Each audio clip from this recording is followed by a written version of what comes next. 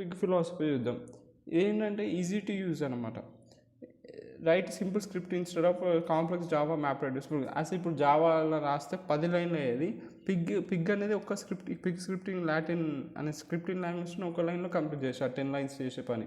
So అలా easy to use అనమాట. అంత కాంప్లెక్స్ జావా ప్రోగ్రామ్ రాసేటప్పుడు పిగ్ లాంటిన్ అనేది జల్గా కాంప్లెక్సిటీ తగ్గిస్తుంది. ఇంకా ఆప్టిమైజేషన్ ఉంటుంది దీంట్లో. పిగ్ ఆటోమేటిక్గా ఆప్టిమైజ్ చేస్తుంది ఎగ్జిక్యూషన్ ప్లాన్స్ని. ఆప్టిమైజేషన్ ఎగ్జిక్యూషన్ ప్లాన్స్ ఉంటాయి కాబట్టి మనం ఎగ్జిక్యూషన్ అనేది సింప్లిఫై అవుతుంది. ఇంకా ఎక్స్టెన్సిబిలిటీ ఉంటుంది. ఇప్పుడు యూజర్ డిఫైన్ ఫంక్షన్స్ని కస్టమ్ యూజర్ డిఫైన్ ఫంక్షన్స్ మనం సపోర్ట్ చేస్తుంది, which is in Java, Python etcetera ఏవైతే ఉంటాయో జావా, పైథాన్ ఎక్సెట్రా, సిలను, C++ అన్నిట్లో యూజర్ డిఫైన్ ఫంక్షన్స్ ఉంటాయి. అవన్నీ సపోర్ట్ చేస్తుంది అన్నమాట పిగ్. ఇంకా స్కేలబిలిటీ ఉంటుంది. ఇంకా లెవరేజ్ లార్జ్ అయితే అడోబ్స్ డిస్ట్రిబ్యూటెడ్ కంప్యూటింగ్ ఉండో for large scale data. Actually ఇది ఏంటి, పిగ్ ఏం చేస్తుంది ఏంటో ఆ లార్జ్ డేటాని ప్రాసెసింగ్ చేస్తుంది.